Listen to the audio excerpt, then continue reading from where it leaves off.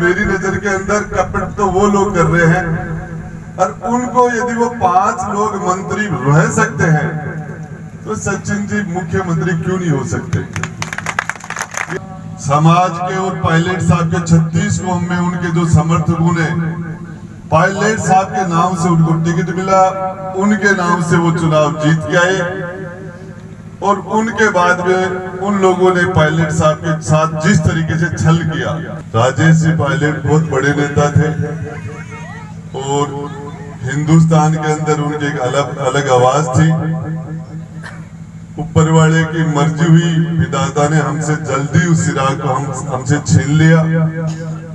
उसके बाद में सचिन जी पायलट बहुत छोटी उम्र में, बहुत कम उम्र में उनको राजनीति में आना पड़ा। उनके पिता का साया उठ जाने की वजह से जो समय उनका खेलने खिलाने का था, मौज मस्ती का था, और वो एक समय होता है जो उनके लिए जिम्मेदार वो वजन नहीं पड़ना चाहिए था।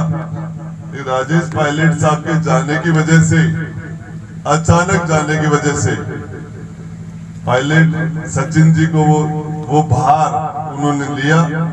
लेकिन ये भी सच है, कुछ नकली लोग जिन्होंने उनके अंदर घुस के एक राजनीतिक षड्यंत्र के तहत, जो बड़े घाघ लोग थे, उनको पता था कि हमें इस आदमी को काना करना है, कहा कैसे करें, तो उन्होंने अपने लोगों को उनके अंदर घुसा के और एक बहुत बड़ा षड्यंत्र करवा के और पायलट साहब की इमेज खराब करने की कोशिश की। और उसमें वो काफी हद तक सफल भी हुए। तो 2018 का जो चुनाव था, जिन लोगों को लाइन में खड़े होके और पायलट साहब ने टिकट दिया, समाज के और पायलट साहब के 36 कौम में उनके जो समर्थकों ने पायलट साहब के नाम से उनको टिकट मिला, उनके नाम से वो चुनाव जीत के आए, और उनके बाद में उन लोगों ने पायलट साहब के साथ जिस तरीके से छल किया, और एक कम उम्र होने की वजह से, खुद के अंदर बेईमानी नहीं होने की वजह से, खुद के अंदर कपट नहीं होने की वजह से उन लोग सामने वालों का कपट वो नहीं समझ पाए।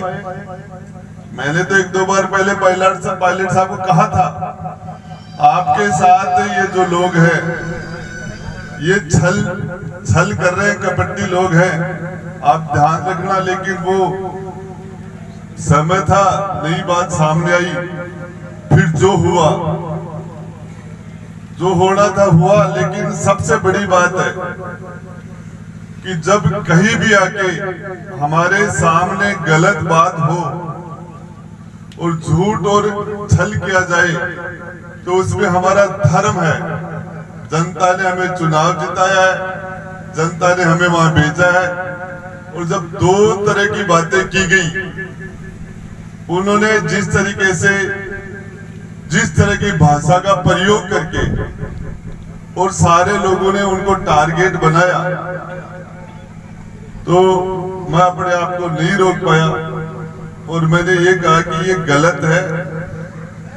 उन लोगों में जो 5 को आप मंत्री बना चुके, आपकी सरकार के अंदर 5 मंत्री हैं, अब आप लोग उनको जिस तरह की भाषा का प्रयोग कर रहे हो, तो ये मैं तो ये समझता हूं, जो लोग पायलट साहब के साथ दिल्ली गए, उनको दिल्ली तक ले जाके छोड़ के आके इस खेमे में वापस घुस गए।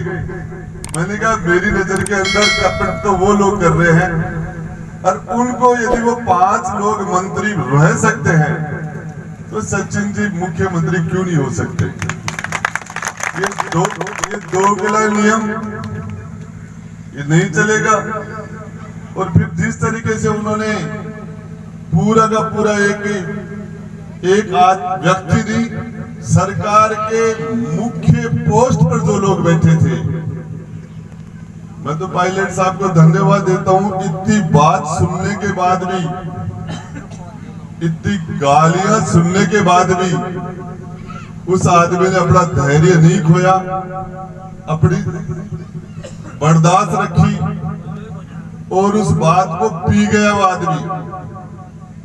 और मैं बताना चाह रहा हूं, उसके बाद में जिस तरह का बहुत बड़ा षड्यंत्र था, और षड्यंत्र के तहत उन लोगों ने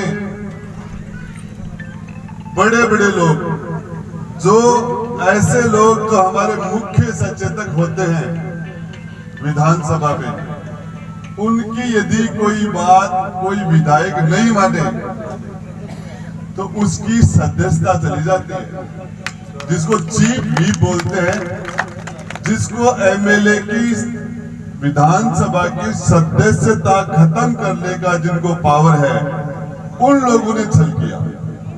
उनको नोटिस भी मिले। और पायलट साहब की सबसे बड़ी बात है कि उनकी सारी बात सोनिया जी ने, राहुल जी ने, प्रियंका जी ने सारी बात सुनने के बाद पहली बार यह हुआ कि दिल्ली से आने वाले लोगों के खिलाफ बगावत हुई। और वो तो पायलट साहब ने की, वो तो कह बता रहे बगावत, और ये यहाँ जो कर रहे हैं बोले ये बगावत नहीं है, ये वफादारी है, वो गद्दारी है। मैंने कहा ये क्या है?